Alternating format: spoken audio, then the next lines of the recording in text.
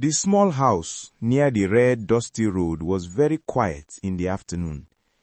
Inside the house lived a young girl named Chiamaka and her father, Nnamdi. Chiamaka was still a child. She liked to sing softly when she swept the floor. She liked to draw flowers in her old notebook. She liked to sit under the mango tree and watch birds fly across the sky. But in her house, Chiamaka did not talk much. Her father did not like too many words. That afternoon, Chiamaka was in her small room, arranging her pencils. She was planning to draw a new picture. She wanted to draw her school and her friends. Suddenly, she heard her father's voice. "Chiamaka." Her heart jumped. "Yes, Papa," she answered quickly. "Come here." She stood up at once and walked into the sitting room. Her father, Nnamdi, was sitting on his chair. Two women from their street were sitting with him. Their names were Ngozi and Uche. They were smiling, very big smiles. "Good afternoon, Papa," Chiamaka said. "Good afternoon," Ngozi and Uche said together. Chiamaka stood quietly near the door. Her father cleared his throat. "Come and stand here," he said. Chiamaka moved closer. Nnamdi looked at the two women and nodded. Ngozi smiled and said, "It is time to tell her." Chiamaka did not understand. Her father looked at her.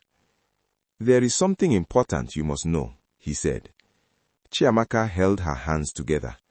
"Yes, Papa. You are going to be married." The room became very quiet. Chiamaka felt like the air had left her chest. "Married?" she whispered. Her father nodded. "Yes." Uche clapped her hands softly. "This is good news," she said. "Very good news." Chiamaka's eyes moved slowly from her father to the two women. "Papa," she said gently. "Married to who?" Her father answered quickly. "To a good man, a rich man, a strong man." Ngozi leaned forward. "He has many houses," she said. "He has cars. He has workers." Uche added, "He is a very important person." Chiamaka felt her legs become weak. "But Papa," she started. Her father raised his hand. She stopped talking. "I have already made the choice," Nnamdi said. Chiamaka swallowed. Her voice came out very small. "I don't know him." Her father looked at her for a short time. "You do not need to know him." Ngozi laughed softly. "Your father knows what is best for you," she said kindly. Chiamaka looked at the floor. The floor had small lines and cracks. She followed them with her eyes. "How old is he?" she asked quietly. Uche looked at Ngozi. Ngozi smiled and said, "He is older, but that is not a problem." Chiamaka lifted her head. "How much older?" she asked. Her father's face became hard. "That is not your concern." Chiamaka felt something heavy in her chest. She wanted to cry, but she did not cry. Ngozi stood up. "We will go and tell others," she said happily. "Everyone will be glad." "Yes," Uche said. "This is a blessing for this family." They both turned to Chiamaka. "You are a lucky girl," Ngozi said. Chiamaka tried to smile. After the women left, the sitting room became quiet again. Too quiet. Her father looked at her. "You may go to your room." "Yes, Papa," Chiamaka said. She walked slowly back to her room and closed the door. She sat on her bed. She looked at her drawing book, but she could not draw. Her hands were shaking. She hugged her small pillow. Later that day, her aunt, Ifunanya, came to visit. Ifunanya was her father's sister.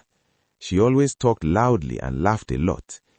"Chiamaka," she called as she entered the house. Chiamaka came out of her room. Ifunanya pulled her into a tight hug. "My daughter, I heard the good news."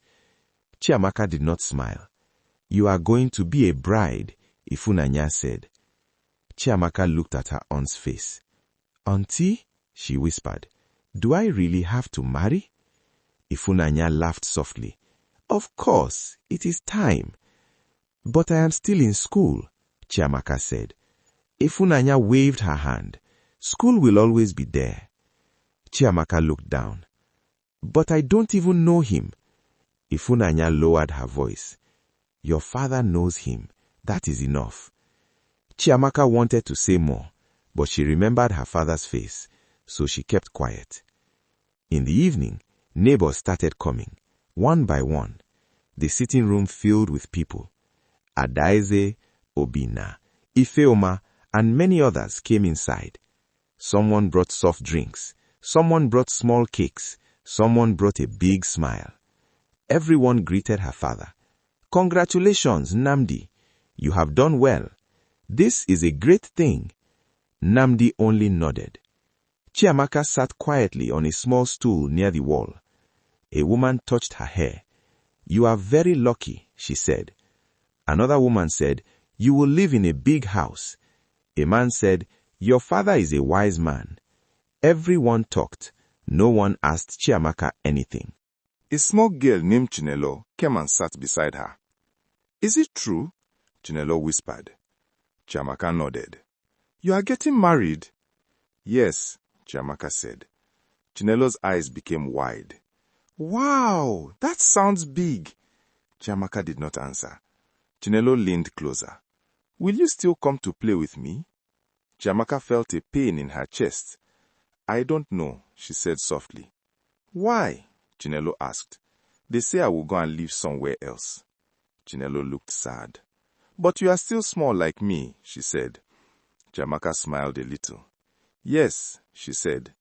The people continued talking. "God has blessed this house. This marriage will bring honor. This is good for everyone." Chiamaka listened. She heard the words again and again. Blessing, good, lucky, honor. But inside her heart she felt empty. Later her father stood up. "My daughter will prepare herself well," he said. "She must behave properly from now on." Everyone nodded. Chiamaka nodded too. "Yes, Papa," she said quietly.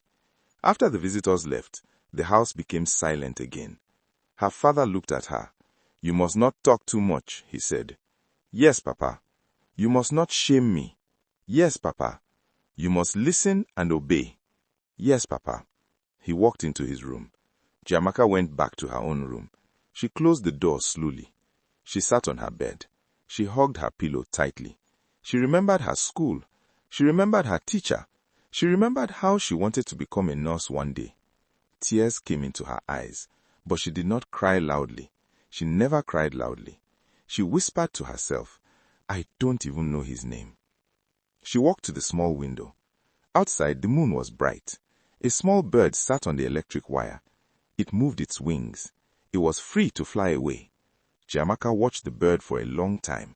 In her heart, she began to understand something very painful. In her father's house, her voice was small, her wishes were small, her dreams were small, but her future had already been chosen, not by her, but by someone else.